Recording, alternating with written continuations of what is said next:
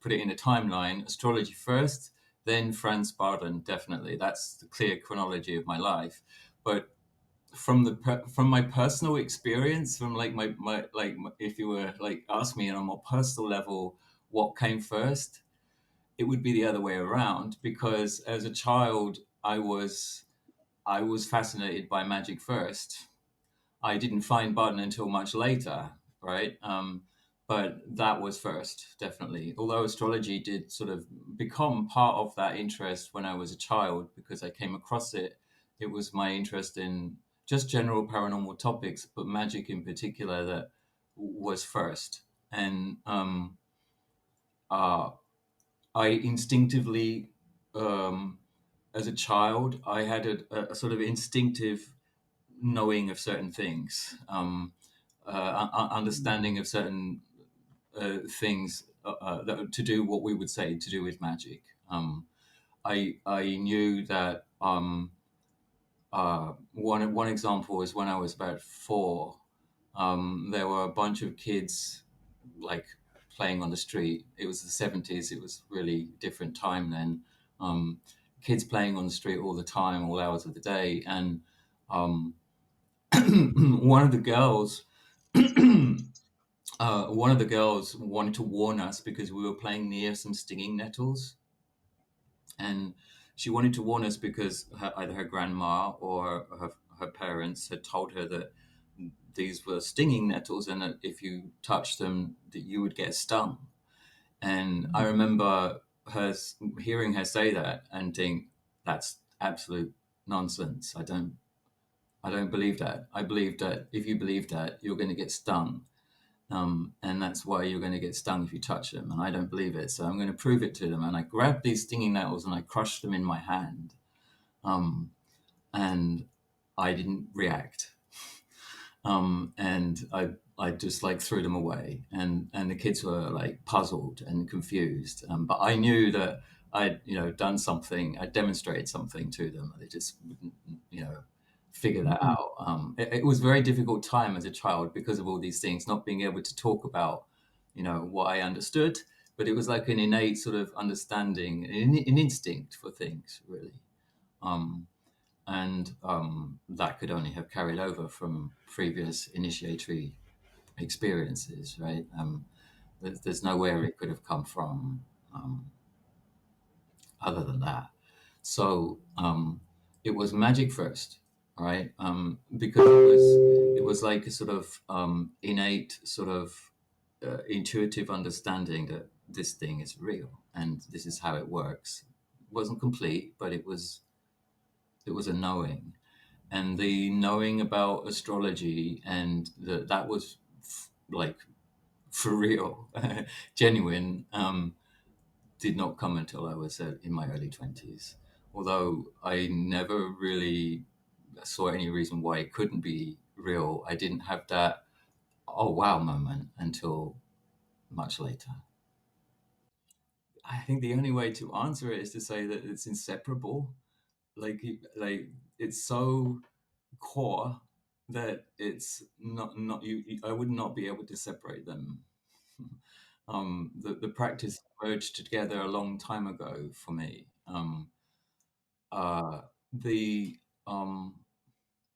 So it's a very personal journey, right? You were going to ask me about my personal experiences, and you were going to say some things about how it's nice to hear about personal experiences before the interruptions of communications. And I wanted to say it is a very personal journey. Astrology is a deeply personal thing to explore, and magic is the same, all right? And if you go to talk to astrologers, then whatever the particular type of astrology that they practice is, you will find that there is a universal, um, whatever their philosophy of what's behind it is, you'll find that there is a universal approach to it, which is the same as the calling for hermetics, that is, know thyself.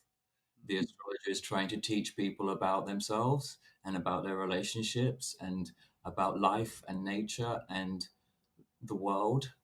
And Hermetics is about knowing yourself on all of those levels as well. And so the core idea of using astrology in Hermetic practice is almost a no-brainer for that reason, because it's a tool that has been evolved for like thousands of years, specifically as to be like a science, a tool, a mechanism, a practical thing that you can use to know yourself, which is what you want to be doing when you're walking that path of initiation as well. So there's that. Um, um, then there is the fact that there isn't anything quite like astrology for mapping the astral environment. Um, when you look at a birth chart or when you look at a chart for something, um, the most like the simplest and most elegant way I can think of this moment of putting it is that you are looking at a snapshot of that thing's magic. What you're looking at is all of its potential, all of its inner life, all of its inner being, and all of its potential for growth through time and space, and it's magic that can emerge from all of that process, because everything has a unique magic, which anyone who's walked a path of initiation to hermetics will tell you that that path is about finding your own relationship to your own magic and bringing it out, which another way of saying it is be yourself and shine your inner light, right, to the world in the most radiant and um, complete expression that you can. And the same thing is like being like the same thing is being sort of aimed at by astrologers, right? Like, how do we make this person live their best possible life, their fullest being, let their fullest light shine out of them? So it is a really incredible, almost like photographic piece of equipment for looking at as a snapshot, like a photograph, any one moment in time and space from the perspective of the astral world, um, as the astral world relates to us on Earth. Not the whole entirety of the astral world, because that's an immensity that we can't even conceive of, but the astral world as it relates to life on Earth in this moment in time and space. Astrology is the best way of mapping that we have. And of course, for anyone interested in magic, the astral worlds and their inhabitants are of great interest and importance. The elemental beings and so forth, planetary beings and so forth. Well, I think you're right. What you said at the beginning, like those people are right that it's not necessary. All right, let me just say that. I'm going to answer that. No, it's not necessary. And if it were necessary, you bet Bardon would have told you about it, right?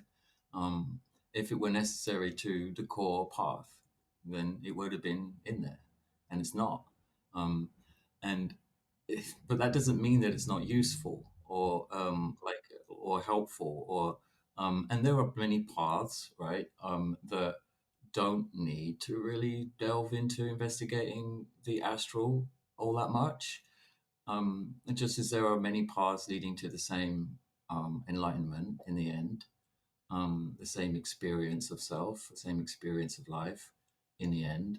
Um, so no, it's not entirely necessary to know, but from a hermetic perspective, yeah, it's absolutely essential. It's crucial. It's the astral stuff is where you basically become a magician. It's getting your handle on all of your own astral elements, right? It is a big rabbit hole, right? As to like it's not just one big rabbit hole, but it's actually several yawning abysses of a rabbit hole, right? Like pick one to dive in, and you would never come out of it to come and look in the others, right? You know, go Vedic astrology. Like I hardly know anything about that, right? It's not a rabbit hole that I've gone in, right? That doesn't mean that I I wouldn't listen to it. There's a conversation to be had there about, which astrology is the valid astrology. Answer: none and all of them. And the answer to that is a very worthwhile one to meditate on. As to where to start, I have to say, start with me. I wrote this book, right? Mm. Because I wrote this book not just for people who are interested in finding a way, an adaptable, flexible way that they can like fold, bend, mutilate, spindle, do whatever they want with, and it won't break, right? Of bringing astrology into their hermetic praxis, right? That was one key audience, I guess, that I was writing this book for. And another key audience, which is so different, just maybe why the book is a little bit, addressing two different audiences, not really found its core audience because there's more than one. Are complete beginners who know nothing about astrology, nothing about magic, and just want to like dive into one or the other of those two things without any training or experience, especially the astrological thing, because it's a really the book is really like a complete system of investigating your own astrology at your own pace and like according to your own itinerary, but in harmony with what is naturally occurring for you anyway. Um, it's like a tandem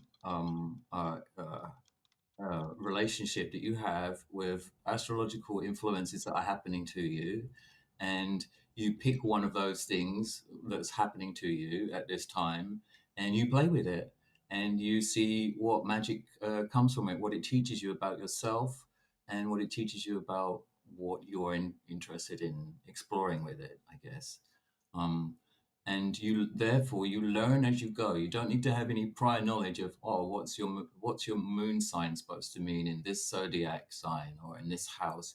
You do not need to know those things because the system is about taking you by the hand, and within the space of 2 to 3 years, I would imagine, giving you an outline of your own astrology so that you know what your own astrology is. Hmm. Thank you. That's wonderful. And I think You this learn is the from yourself. You learn from yourself and from the planets and beings of astrology. Essentially, is how you do it my way. But then you can also go to someone like me who knows it all and has like figured it all out beforehand, or is more of a professional who studied it, and get their opinion, right? Which can then help you understand what you're experiencing. But that's really needed. I think that, for those who pick up initiation into Hermetics, and they might seem, they go, you know what, man, this is it. This is it. And that it can be overwhelming.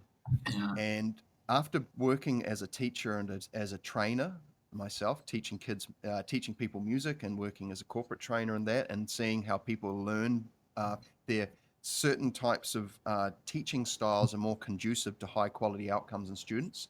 Like there's basically some people learn better things in different ways.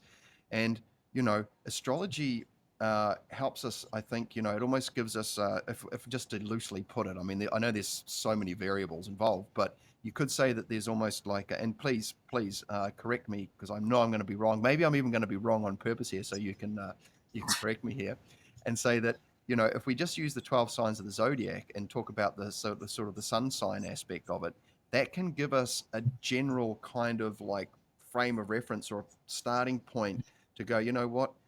Like for example, I'm an Aquarius. Okay, yeah, I'm right on the border. I'm 25 January.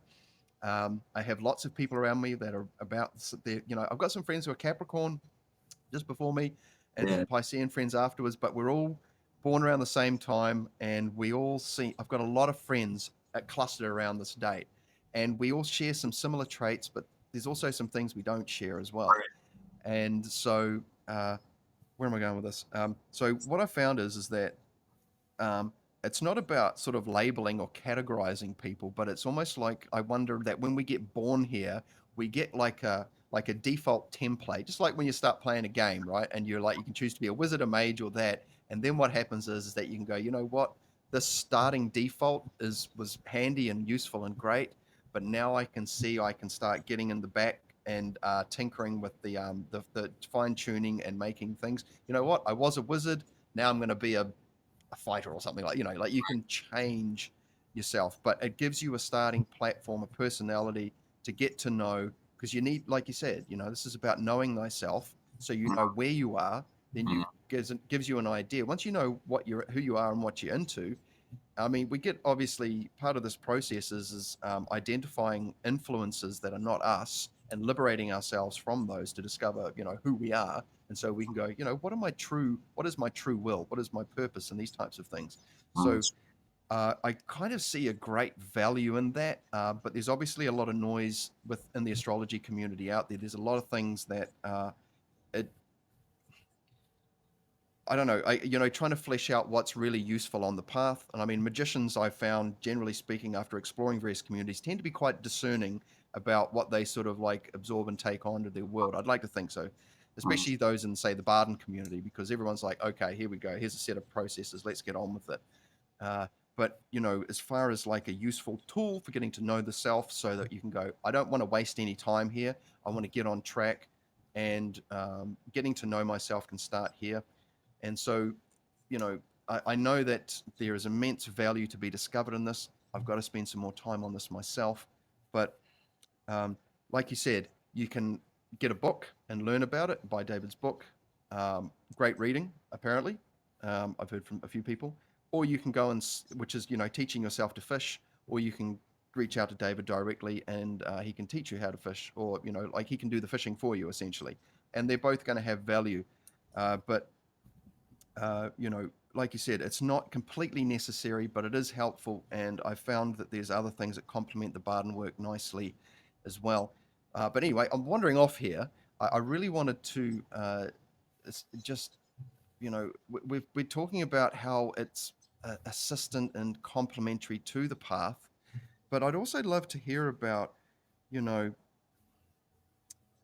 what are some of the greatest insights you've had, while you've been working through the Bardon material? Have there been any sort of milestone key points or things that have popped up that you're happy to share? And this is I'm going quite wide here, but, you know, as far as discovering life's purpose goes, like, I've had a bunch of different careers, and it's been last 10 years that I've gone to meditation, metaphysics, started exploring these new realms of how to make the world. I'm trying to make the world a better place, and I found that at the mind level or the consciousness level, this seems to be a good place to start. I've been a musician, which is a very much an astral place, I think, in the sense of like affecting people's moods and helping them feel great, and that. I started off my working career in a very practical environment, trucks and diggers, and then I moved into the teaching music and getting involved with children in social environments, and now I'm more into this kind of, I guess, spiritual arena, which is like I can see more of the cause and effect chain and how to be more potent in the world, to be a potent agent of positive change as much as I can be. Um, and so this is the insight that I've picked up is that, I've only got so much time. I want to be effective. I want to plan for the next life. And yeah, I guess what I'm saying is there anything that you've picked up from the initiation process that has surprised you or made you change the way you see the world quite significantly along the path? That relates to astrology or just in general? Just in general. General, yeah. Yeah. I guess I can share something there that is somewhat related to astrology as well. Hmm. Um, it was uh, during the process of initiation into Hermetics, we're asked to look very deeply into ourselves to find the root source of uh, uh, hang-ups, if I can put it that way, right? Like the things that we are hung up on. I would say another way is the narratives, the looping narratives in our lives that relate to the story we tell ourselves about ourselves. Oh, I'm never going to find blah blah blah. Oh, it never works out. Da, da, da. These mostly negative loops that we find ourselves in, that then manifest themselves over and over again in like repeating experiences. everything in life is cyclical, right? Astrology has a lot to say about that, right? But I won't go down that road. I'll stay on this one. So these cyclical loops that we can get trapped in, right? We often look for the beginnings, the very deep beginnings of those things in our childhood and in our early experiences, and we are right to do so. Um, but what we should be aware of are there are not just deeper roots in the psyche that have their seeds in the experiences of other lifetimes, which I know many people are more aware of now, right? They know that they have had like past lives of some kind, right? They accept that or they know it, all right? It's not just that I'm talking about, but there was this realization in me that, and I was recently talking about it, which is why it's so fresh in my mind. Um, this realization in me that it really goes on, like in this lifetime, almost to the very beginnings of our self-awareness. These hang-ups is what I'm talking about, where they begin, right? And it has to do with the it's not so much to do with like karma or negative things in the environment or stuff like this, right, that we might be thinking of, right, or looking for, but actually in almost every single case, it begins with this feeling of unworthiness. I'm not worthy, right? There's somewhere in our very, very early infancy when that idea is introduced to all of us, all right? I am not worthy. That's the moment that we cut ourselves off from our magic. Up until that point, we're okay. We're all right, right? We don't, as newborn babies, we might come in with challenges like disabilities or problems or things like that. But consciousness wise, we're almost unencumbered, right? Where by that I mean the full light of our being is shining out of us, right? The full essence of our being is uncensored, and it's just let out. It's just coming out all the time. We don't even know we're doing it. It's effortless. It's effortless, and the totality of our light is just shining out of us. And so this is where it starts to go wrong for us actually, because as this totality of our light starts to shine out from us as a baby, it's received immediately by our mothers and our fathers and perhaps our grandparents and the doting relatives and maybe some brothers and sisters, and they're all around us, and they all are focusing their attention on us. It's one of the first experiences that we can have, right? In a let's say a so-called normal healthy environment. I know there are many children that do not get to experience this. I'm not talking about those. I'm talking about other kids, right? The majority of us that grow up with relatively normal upbringings, right? So, and the reason why those adults, those parents, and those other more grown up beings, those humans are looking at us that way and like focusing on us that way is because of our light that's shining out of us. They can't help themselves. It's it's almost like they see that light and they want to be loved by it. They want to love it. They want to show it that it's loved. It brings out the light in them because it is so unfiltered, uncensored, uh, unadulterated in its radiation, right? It's a beautiful thing. You see it whenever like a newborn baby comes into a room, it lights up the room and people turn and look at it and it becomes a very focal point of attention. And women especially are drawn to this light because they are very connected to that, being the ones that bring it into this world. Um, so what then happens, of course, is that because the adults, here's the tragedy, because the adults are not um, adepts, right? Because they're not whole, they're not healed, they're not complete, right? They're broken people.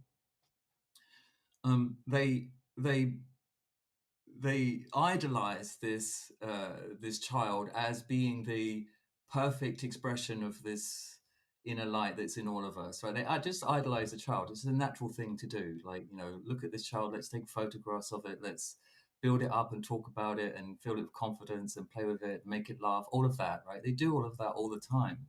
And it lifts this child up onto a pedestal. This is you and me, right? Like, we all got lifted up there onto the pedestal. And, we can't stay there. Sooner or later, we let them down, we disappoint them, we grow up and we become, uh, aware of the fact that somehow there's something wrong with us, right? A very, very good friend of mine, who's written a wonderful book called Robin Lasseter. It's her biography, and it's about her experiences with non-physical beings and spiritual awakening. She wrote that this happened to her when she was like a 3-year-old, and they hadn't taken her out of nappies yet, so she was still in nappies, and she had a hypnotic regression where she pulled this memory back, or it came back to her, um, where she remembered that her mother and her father were arguing, fighting, and she was like, "Why are they arguing? Why are they fighting? What's going on?" And and then she realized that they were arguing about her, and the dad was going on, "She's 3 years old. She's still in nappies." And the mother was like, "I'll just leave her alone. She'll be out of it eventually," right? But then when she realized that her dad was upset with her and that she'd done something wrong, but she didn't know what it was, she internalized that. And that became something that affected her relationship with her father for the rest of her life until she could become conscious of it, right? Always trying to seek his approval, always trying to seek his recognition, right? Um, and not knowing why she felt not right, not always feeling that she felt that there was something wrong with her, right? So what I'm saying is that the cycle of these things is to do with the natural way we bring our children up, right? And we bring our children up in these um, nuclear units a lot of the time, where there's like 2 people usually involved, and those 2 people are not adepts. They're not fully healed. They're not whole beings. They don't own the light themselves. And this is perpetuating throughout history, and it's creating every person comes as an angel and then sort of falls, has the experience of, oh, I've fallen, and now I've got to reclaim what I once had. I've got to earn it again for some reason. I've got to do something to get back there. And the truth is, you don't. You never lost it. It was always with you. And the great wonder and miracle of it is that you realize this only after great effort and attempts to reclaim it.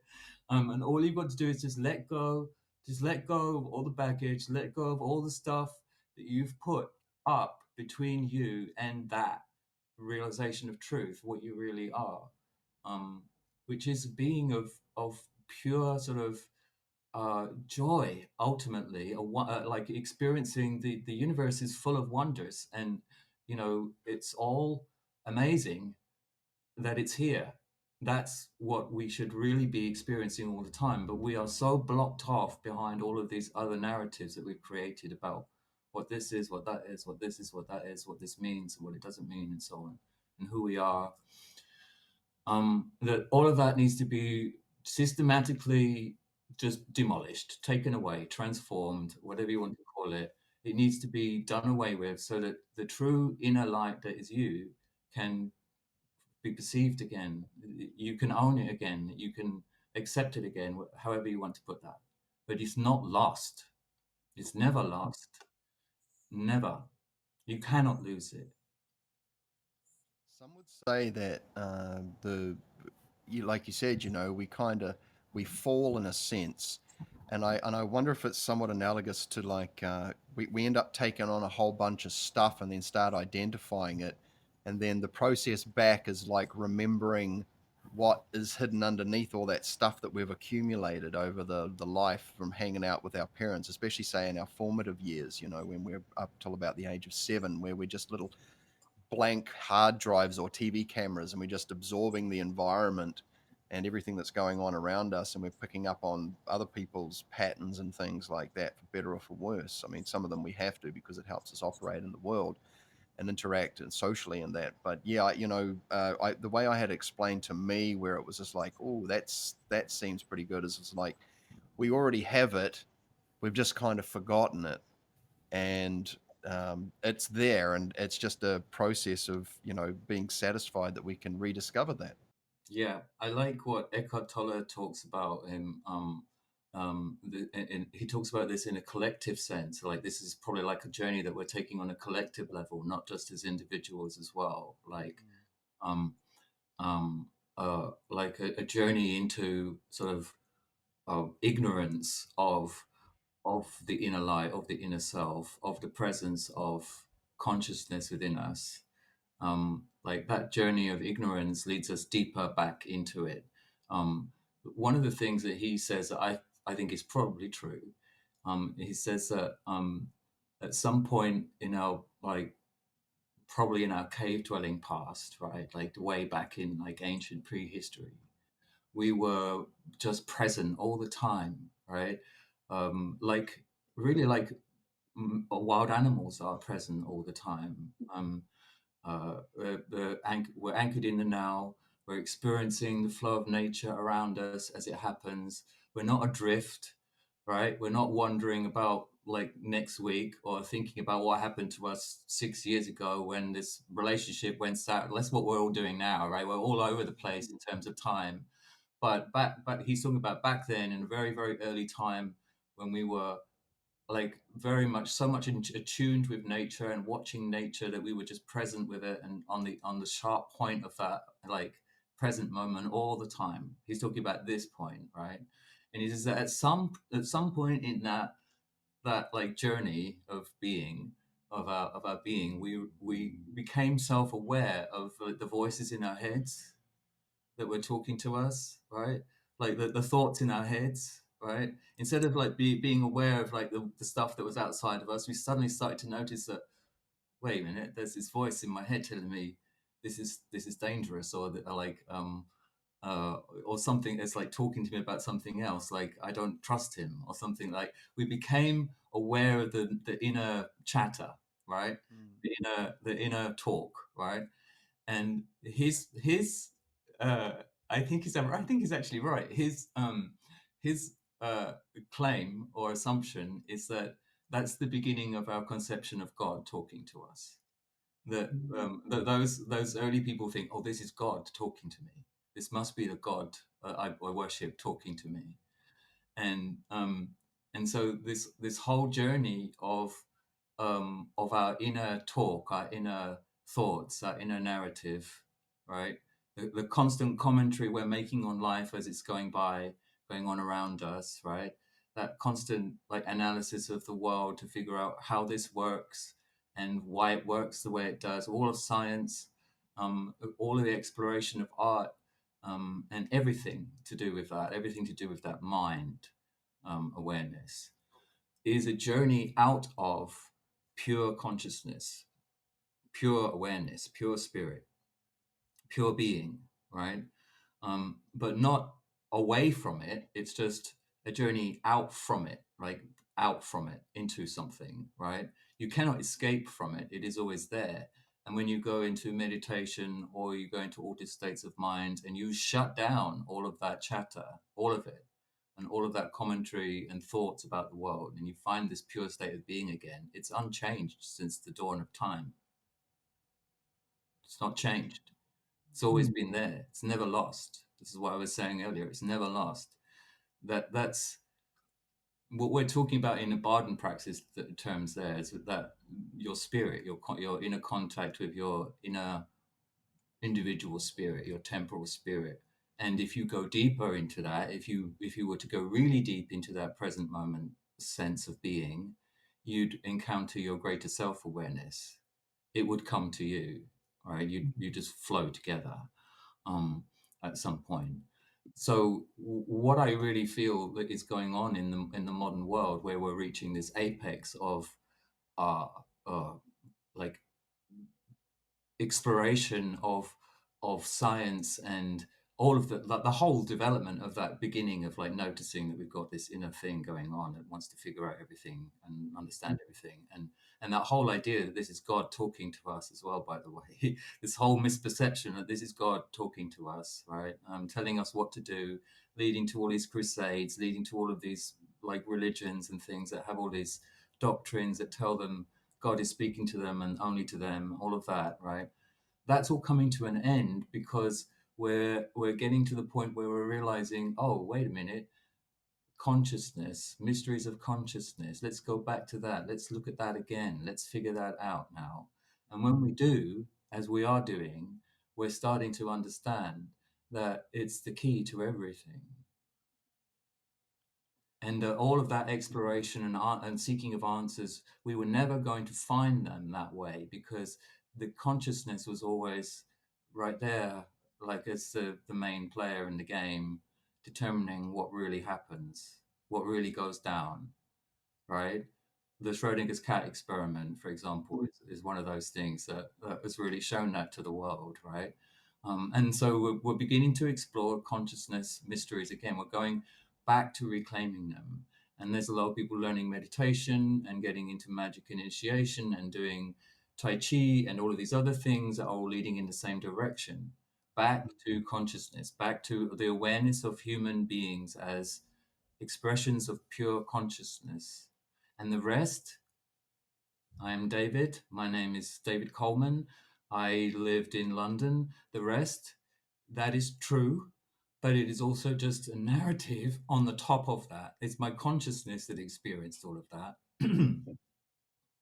Right? So, black, white, man, woman, whatever you are, whoever you are, not important. You're the same.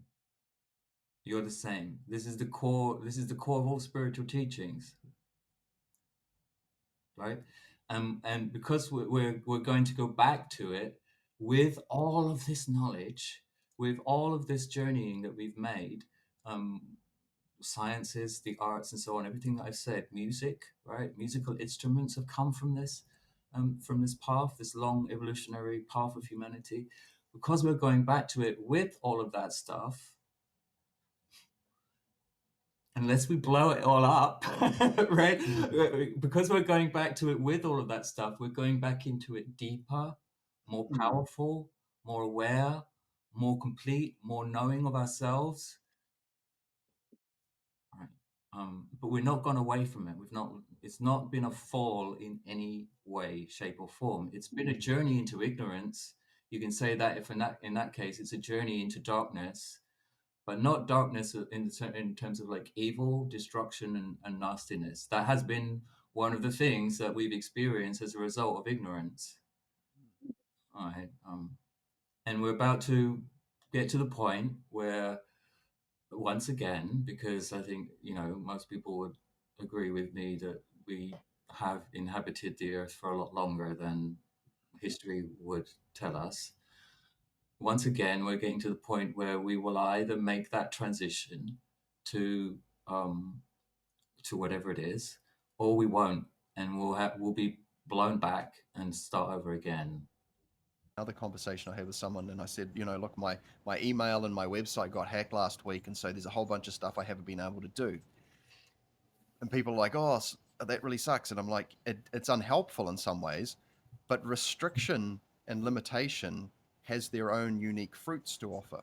Right. And that, I've got a very busy mind. I'm grateful. I started meditating close to 10 years ago. And I tell you what, man, that started like, I went through, before I started exploring consciousness, I was just living normal life. All these crazy things happened. I had a boiling point. I had to make some changes. And one of those things is that my mind was just always busy. And I tried some other interventional medical other type things, and I wasn't really into them, but I thought I'd give them a go. They weren't helpful. But, as far as that, getting to know what's going on in your own sort of microcosm, uh, considering the amount of sort of like encouraged suppression of internal exploration that I've come across, is that I think people are like just they're turning certain input sources of information coming from external, they're turning them off because they're like, there's something to this. I read this article. It said a shaman walks into a mental hospital. He doesn't see schizophrenic people. he sees, basically people who are hearing things, they just don't know how to manage their internal space. They've just got the floodgates are open. They haven't learned how to gate that. He's seeing people that have a relationship with the spirits, and he's seeing them suffering because that they're suffering only because the people around them don't understand that that's what's happening.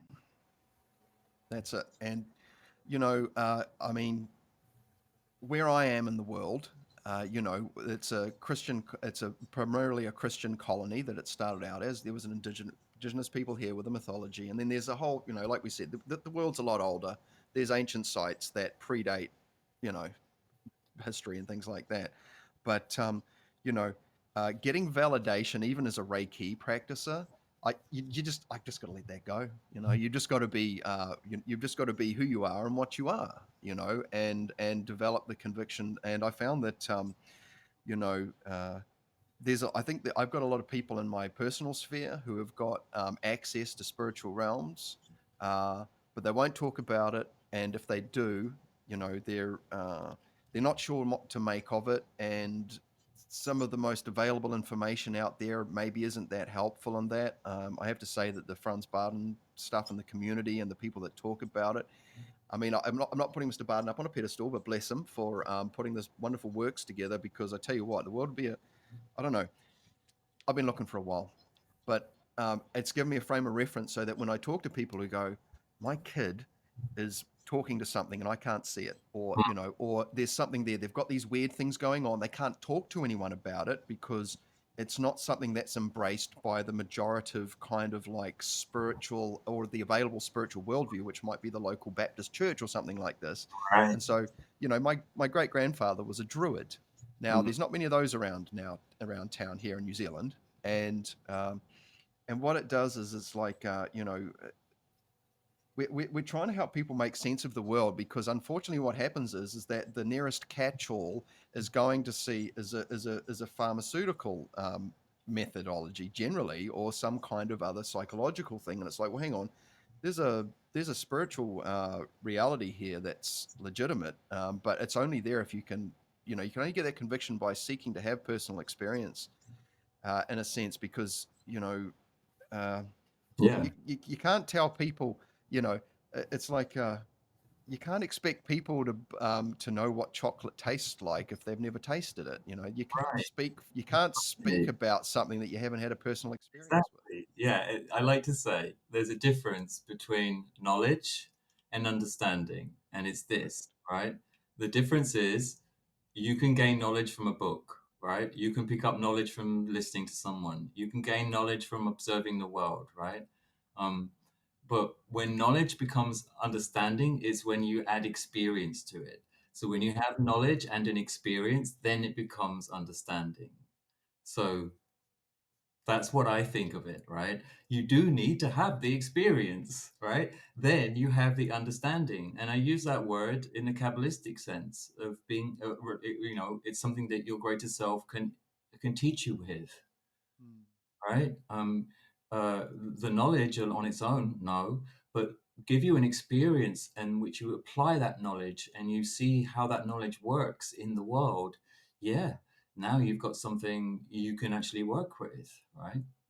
Um, so it leads to an increase of understanding, like a growth towards your greater self. But you've got to have the experience in order for that knowledge might be the greatest knowledge in the world. It might be the most enlightened book you've ever read.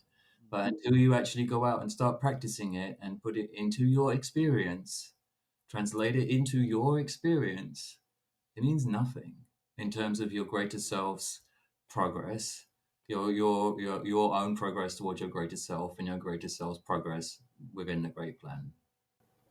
Perfect. Yeah, that's it. Like, data points, names, places, times, events, situations can easily, but when you have to say, like, apply it in the world, and like, expect, then it becomes a sort of a deployable usefulness, or it becomes intrinsically valuable, because it's not just it's just a thing. It's like, oh, okay, I think that road to understanding, The Greeks have the trivium, of course, which is knowledge, understanding, and wisdom, or grammar, rhetoric, and what was the last one? No, grammar, logic, and rhetoric. And this threefold process, in a modern sense, we might call it input, processing, and output if we use a computer thing.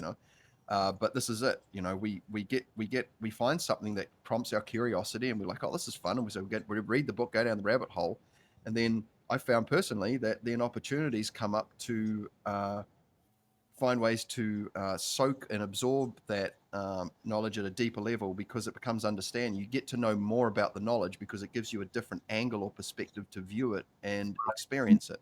But Right. you wouldn't have that by just simply exposing yourself to it. There's certain revelations that'll happen, but when you apply it in the real world, that's when usefulness and value and this is helpful. These are good things. Now, Yeah. David, we're at the top of the hour, and just before we started talking, you did say that there was a couple of things that you had. Now, obviously, you're I think like astrologers, I kind of see them like I'm not trying to label or anything here, but you guys are like the cosmic weather people that can give us an input on Yeah. what's going on in the world and that. So I'd love to, if you've got a weather update, a cosmological astrological weather update you'd like to share about Yeah. I things. do. Like, please, this is a great opportunity. I'm sure the audience would love to hear what you've got to say about things. I bet I do. Yeah. Have I got a weather report for you as well? I tell you, and the rest of the audience, it's the weather Go report. for it. Weather reports. Yeah. So long as you understand that that's really what it is. It's more akin to meteorology than it is to like prophecy, right? Or even prediction, right? It's forecasting the weather, right? I can tell you that there's a storm coming. That's no problem, right? I can't tell you when the first drop of rain is going to fall and where it's going to land. That's impossible, right? It's beyond me, right? As an astrologer, the tools do not exist for that kind of a precise calibration, right? Um, but we see it again and again and again and again, like over and over and over and over and over and over again. The symbolism just being as clear as day and staring us in the face until the event happens, and then it makes sense, right? Recent example: conjunction of Mars and Uranus with the uh, very big star of ill repute, Algol, known as the demon star. It's like a really got a bad. It doesn't deserve it at all, but it's got a very bad reputation. Um, it's usually associated with like things like assassination or beheading. Right. It's the star of in the head of Medusa, her head is in the hand of Perseus, so she's decapitated already. Right. There were many famous guillotinings and beheadings associated with Algol. People that had that star in their charts were beheaded, and so on and so on. So it's got this ill repute, right thing. Recently, we had a Mars-Uranus conjunction over that star, or involving that star, near that star, right, in the proximity to that star, really. And what did we get? We got Trump shot in the head, right? It happened almost exactly to the day of this alignment. It's like, wow, like you can't really get away from that as like being striking, like a striking display of the symbolism, right? um we also had, around that period, we also had like Joe Biden being removed from the president of the United States. It's like stepping down. That's a symbolic beheading, right? It's this Yes. symbolic sort of. So you see this stuff happening over and over and over and over again, um, and you don't need much practice or skill with astrology to be able to do it, right? To be able to see it, right, and start working it out, right? I've seen students start like putting these patterns together and pointing them out to me, and me going, oh yeah, you're right there. Like after about a year, right? They can do that, right? It's astrology itself is what I'm saying. It's that powerful, that, it can do this. And what we have seen over and over again in the modern era is that um, every 35 years, when there is a conjunction of Saturn with Neptune, that happens once every 35 years, right? Um, Now, just quickly do the math, go back 35 years, and you'll find yourself in the early 1990s.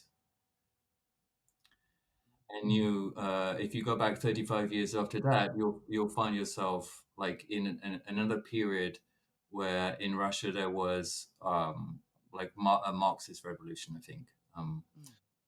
And anyway, I'm not a historian, but if you go back every 35 years for like 4 or 5 centuries at least, there is something going on with Russia when there is a Saturn Neptune conjunction. Guess what we got coming next year? Saturn Neptune conjunction, right? It's happening again, and the theme of that is usually Russia's border is redrawn. That's what the theme of that is in history. Go back to early 1990s, and Russia's borders were being redrawn all over the place, right? And again and again and again. That's the theme that we get, right? Russia's borders go through some sort of fluid redrawing. Where will they be? Who knows? But it looks like they're going at least through Ukraine, right? We see that already. That's a 2025, 2026 story. Russia's borders being redrawn. Um, and probably a few years after that, some consequences. But we haven't just got that coming up. We've got Pluto going into Aquarius finally for the first time, like November, middle of November. So we've only got like a month or two left of Pluto in Capricorn, which has been huge. Pluto in Capricorn was from 2008. What happened in 2007, 2008 when Pluto went into Capricorn? The huge financial meltdown, Mm. right? Huge. And then also what happened in that period from 2008 to the present day with Pluto and Capricorn? Another potential huge financial meltdown when the coronavirus hit us and the pandemic hit everything and it all shut down and businesses went under, shops, restaurants, everything being destroyed, right? Another kind of like a financial apocalypse. You see the themes? Right. You also see with Pluto in Capricorn very, very strong, powerful stories about corruption at the top. And it's dark corruption at the top. You've got stories like fired the owner of Harrods right now. You've got Epstein. Mm. You've got all of these scandalous stories about women. Uh, the Me Too movement, right? All of these things coming out under Pluto and Capricorn. They're all about abuses of power. They're all about the Pluto and Capricorn themes, right? So you see, those themes have been writ large in many different ways over the period of time that we've been living with Pluto and Capricorn. Well, next year, Pluto goes into Aquarius for good, and Pluto in Aquarius is like, get ready for the future, get ready for cyborgs, get ready for robots, get ready. We've seen it already starting to drum up, right? We've seen it starting. But over the next 14 years, Pluto will be in Aquarius. These themes will be transforming our world. These themes will be changing everything in our world. And that's not all. Not only do we have this Saturn Neptune conjunction thing happening within the next year or two, and Pluto and Aquarius beginning, and all of that kicking off, and who knows what that means, because it's probably going to have a lot of surprises. But we also have Uranus going into Gemini. So Uranus is changing signs too. These planets I've mentioned, Uranus, Neptune, Saturn, Pluto, they're all pretty slow, right? Like Uranus is 7 years to go through a sign, Neptune is 14 years to go through a sign, Pluto, even longer than 14 years. It varies, it goes up to like 23 years sometimes. Long periods of time we're talking about.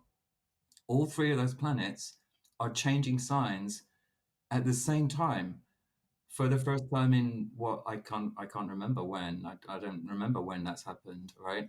Brace yourselves. Yeah, it means that we're basically about to be launched into a new era. And Mm. we're about to leave, like history is about to be written, and we're about to leave it behind us, right? It's about to be done. We're done with all of that, right? And now the future, whatever the future is about to start rolling out in front of us.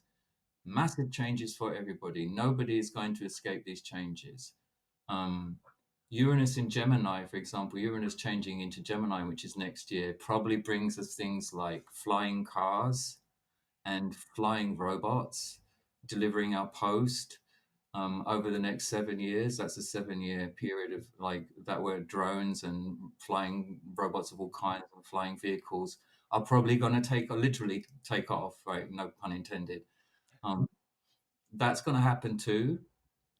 And Pluto and Aquarius is about us discovering that we're not alone ultimately. There's other life out there in our solar system, and we have already seen some parts of the government in the United States already beginning to admit that that's true.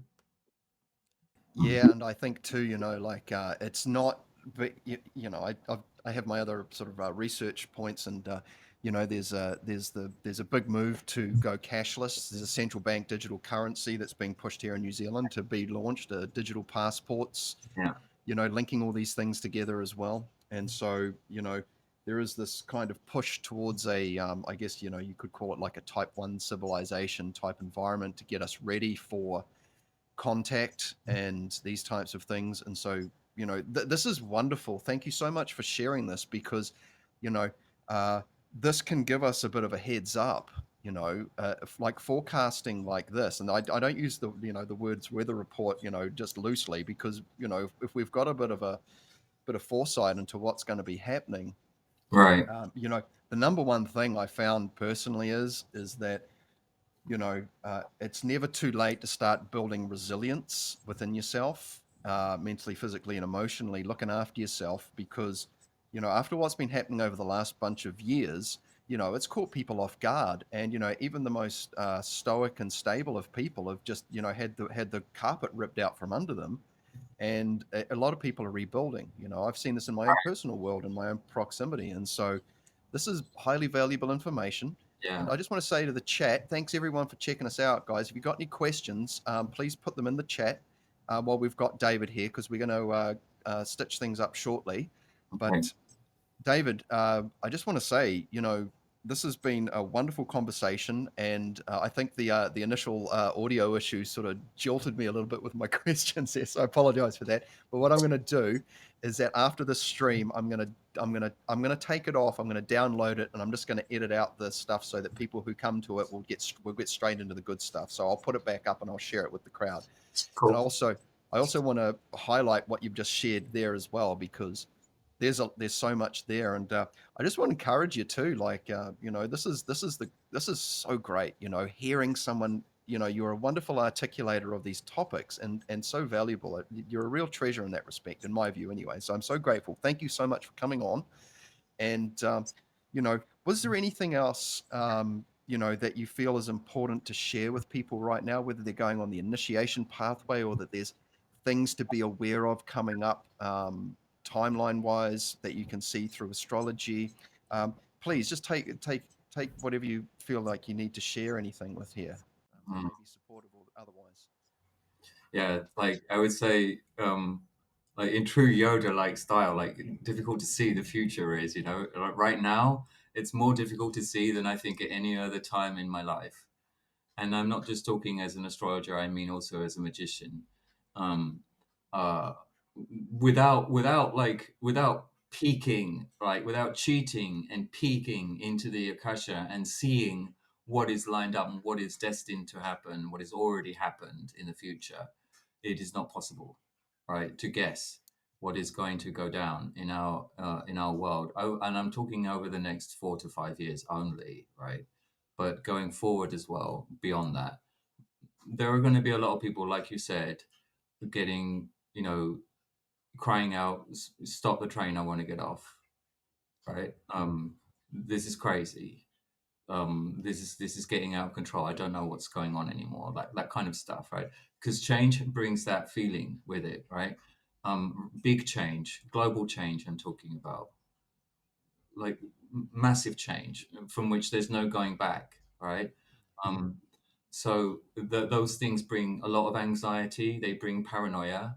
They bring worry. They bring stress. Um, if they come with things like war or the collapse of structures and systems, obviously they bring enormous pain and suffering to large numbers of people, right? So if any of that is going down while we're going through some of these big changes and transitions and We all know that there are several dozen of those pans looking like they're about to boil over right now, right? Of all various kinds. Like if that does start to go down, the advice that I would give to everybody is just to really stay detached from reacting emotionally to what is happening, right? When all of this change is starting and starting to emerge and go down, and there's all this uncertainty, what the world needs and what the people around you need is kind of some form of stability, right? Some form of reassurance, some form of familiarity, some form of steadiness, right? And the only source of that I know of, that I would share with you, that I could share with anybody else, is that knowing inside of yourself that there is that inner light that I've talked about earlier, that inner peace, right? Beyond all of this narrative that's happening in the world and to you and to me and to all these other people, there is that. It is not going away. It is not changing. And you can always go into it. You can always go to it. It is always available to you. And so you just have to remember, amidst all the madness and craziness and chaos that is very likely to be ensuing very shortly, that you can always go to that peace. You can always go to it. It's always there for you. Take it. It's yours. It belongs to you. It is you. And be that. Be that in these moments. Be that in these times. Be that in these transition points, right, that we're going through. Um, and if you're on the safe side, like I don't want to be alarmist, but like I would be remiss if I didn't say this. On the safe side, if you're near the coast, get away from the coast. Like the coast is probably dangerous, like everywhere in the world. Not all at once, but at various times. I imagine there's going to be some changing sea levels, right? Um, and I also imagine that we're going to see, no matter who wins the election in the United States, and if you want a prediction, I'll give it to you. I think it's Harris. But whoever wins the race for that office, it's a civil unrest for America for at least 6 or 7 years. Wonderful. You covered some great ground there, and I really liked just what you said there. I might actually trim some of that out and share it with you. We might make a little short there because it was a beautiful little piece of information there. Thank you so much. Now, we've actually got a question here if you'd like to have a look at a quick question. It's a Bardon related question, if you've got a couple of minutes. Yeah, I do. So love 12, and I love it that it's the letter L with an olive green kind of background there. That's beautiful, and those who know. And do you use the principal beings given in the practice of magical evocation in Bardon's second book and apply to astrological readings? So I'll pass that one to you. Yes. Uh, there's a reason why they have astrological designations in the grimoire, right? Why Bardon put them there as well, right? They match to the zodiacal constellations in the sky according to their seasons, right?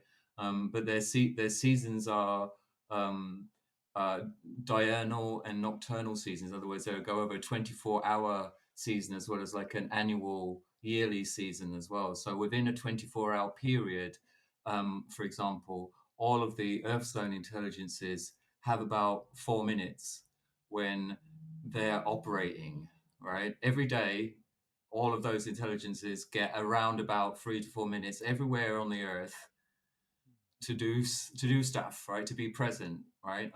To create things, right? To do their work.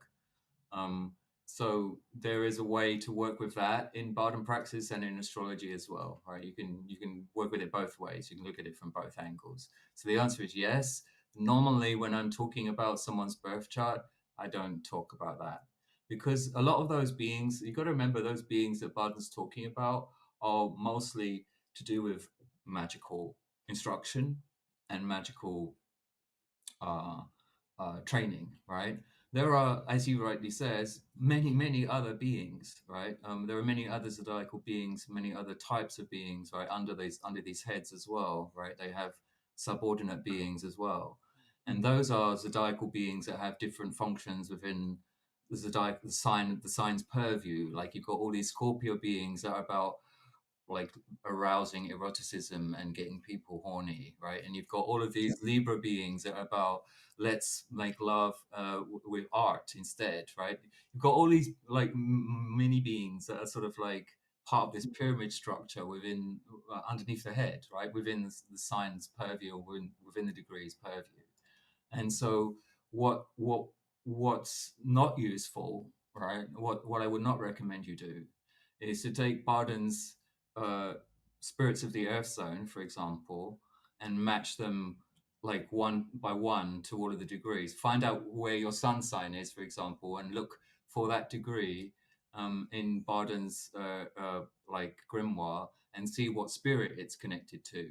That is going to be useful if you're practicing evocation, and it's going to be useful if you're practicing magic, but it's not going to be useful if you're trying to read someone's chart.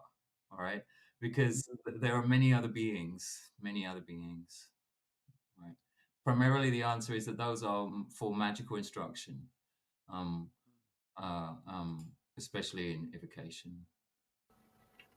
Wonderful. Thank you. Okay. Well, this has been an absolute pleasure, I have to say. Thank you so much for your time, and let's show the good audience all of your wonderful offerings and contributions to the great work, Cool. and then we'll call it here. Here we go. No, that's you. Yeah, this journey. All right. Here we go. Here we go. Okay. So you've got this wonderful website, which we sort of gave some time to at the beginning, but I don't think the audio was that great. So this is your Mhm. astralvisions.wordpress.com website. Right. And on this website here, it is an absolutely massive archive of very dense and there's so much to explore here. And so could you give us another quick encapsulation of this website? Yeah, right now you're looking at my last month's article on the water moon, which is what the moon does as an object, both in magic and astrology, when it's in one of the water signs, moon in Cancer. There, you've got Oceans of Devotion as the subtitle. There, it's about stimulating devotion in the soul, right? Um, so it's part of a series that I've written like over the last 2 or 3 months. I'm going to finish it tomorrow, and write that on Monday, and it's going to go up. And it's just a big sort of mystery box of stuff on magic and astrology. I think I mentioned earlier that I just basically come up with something in that month, whatever is on my mind, or I just pull something from the Patreon supporters who actually make this possible. This is free, by the way, but the Patreon supporters pay for it. So come join them, please, because you also get a free calendar. I do like a monthly report every month. That's only for them if they pay $5 or more. The people that support this deserve something, right? So I give them that. And yeah, you can also comment here. There's like every article you can leave a comment or a question or an observation, share something you'd like with me, and I'll respond to it eventually, right? I'll get around to responding to it, and we can answer your questions that way, right? So that basically has something added to it once a month, um, and it's been going for about 13 since 2013, so about 11 years, right? And there's it's voluminous in its generosity, and so I'd like to encourage people flick down just like you're flicking through a book, stop on something, and check out David's writing style. I find it very very agreeable for myself. I really enjoy when I flick through. And now, David, you've also got a we'll get to that in a sec. But you've also got a wonderful website here, which is essentially like a landing page or a business card in a sense to give people a bit of a rundown about who you are. Yeah. And you've got obviously service offerings that you make yourself available to people for. Right. Yeah. Yeah. Yeah. I teach astrology. I teach magic as well. I teach meditation, magic, and astrology basically to people, and the overlap between them. But I'm also here to sometimes help people through healing situations, right? If they come with those concerns, I can sometimes help with that. Astrology can also be useful there. You can come here to read like some of my past clients there. There's Lars Hoffman, he's a lovely guy. Um, some of the people that have previously uh, been working with me, and I've been very happy to work with. And you can like request a consultation with me there. Just press the button, pick a date. I'll get back to you and let you know if that date's all right. And then when it comes, we'll meet on Zoom, and you can record the meeting as long as you don't come on a phone, because that creates technical problems. That means you can't record it, but um, usually you can record the meeting so you can have it afterwards. And I can either take you through your birth chart, teach you about your birth chart, or answer specific questions that you might have about stuff. I'm currently helping a couple of couples with their relationship astrology, Mm. and a few other things like that. So it's not just about initiation, but various other things that I can help with. I love so much that you've been able to construct a life around this path of service that continues to sustain it too. Like this is so wonderful. I've read a bit of your story about, like I think I was scanning through some of your Facebook posts to get a bit of background there, and I see, there was a moment, there was a recent anniversary of, getting approved for a business loan, so you talk the bankers into giving you some cash to start an astrology business. I'm like, man, That well done, bro. That was a great job. that wasn't easy back in 1998. Let me tell you, that was not easy. They were hard. They were hard. They were hard to convince.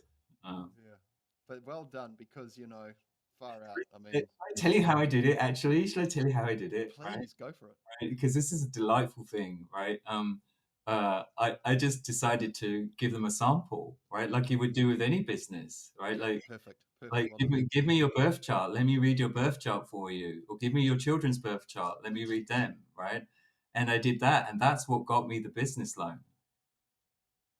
Proof was in Yeah, the pudding, man. They couldn't say no to it once I told them like what I told them about their stuff. They couldn't say no to it. yeah, yeah. That's being able to convey like relatable value to people, so they can't deny it, and they're like, oh, Yeah, that was the oh, most satisfying thing about it. Actually, if I'm honest, you can hear it in my voice. Not getting the money, that was a thrill. But even more of a thrill was like doing it to them that way. Like giving them schooling, right?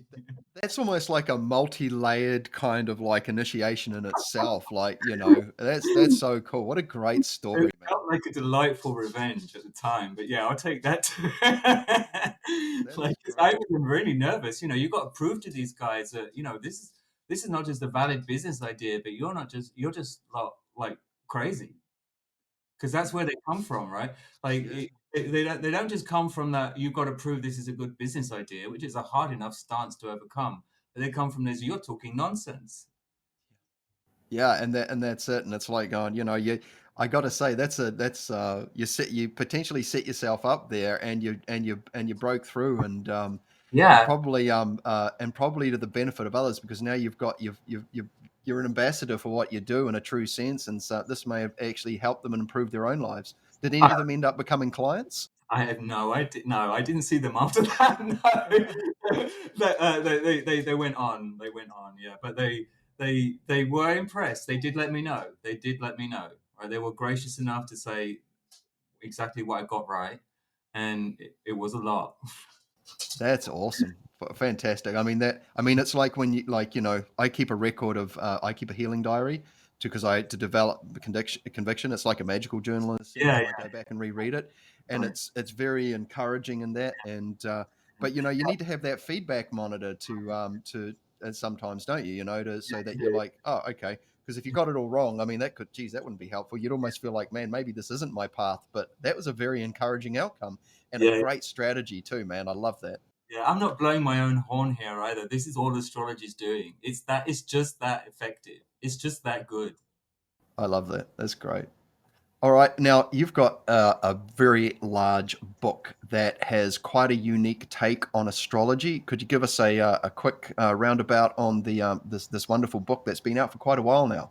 yeah, the 26 keys is my own approach to astrology, which is an effort to blend magic and astrology together into a workable system.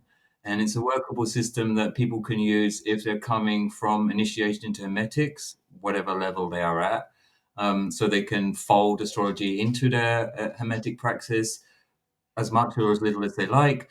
Um, or it's also a book that people can come to without any knowledge of astrology to learn about astrology by experiencing their own astrology for itself in a kind of live event kind of format.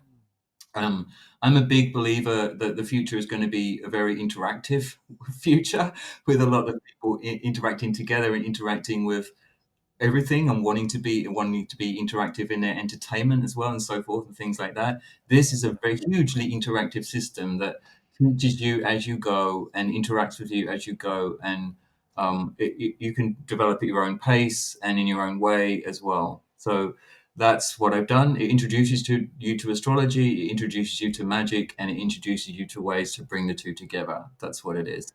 It's a large book, doesn't all have to be read, can be dipped into from time to time. There is maybe about a third of it that needs to be read before you can start practicing. Wonderful. Yeah, I'm actually really looking forward to getting my hands on a copy of this because I just find that people who come, especially with a Bardon background, they have such a great take on existing topics. Like it's a very refreshing. I don't know. I'm just going to be open. I'll get a copy, and I'll just start going through it because I've got a bunch of astrology books, and I don't know. I think, It's like the Reiki books. There's so many Reiki books out there, and they're all telling slightly different stories, and it's yeah. yeah, you could use it as a reference for a lot of astrological stuff, right? Like there's a lot of stuff in this book that would help you to interpret someone's birth chart, right? Uh, like there's a section on each of the houses, a section on each of the planets, right? Um, you could read this book if you were just an astrologer as well. It would be good for you to read this book, I think, if you were just an astrologer, because it would open your mind to what's really going on in astrology behind the scenes, so to speak. That's great. Thank you so much for that. And uh, yeah, so everyone, please, all the links are below in the YouTube description, so you can go and explore David's work. Hang on, let's get that right. And thank you so much, everyone, for joining us here today. I'm so grateful for you all. This was David Paul Coleman.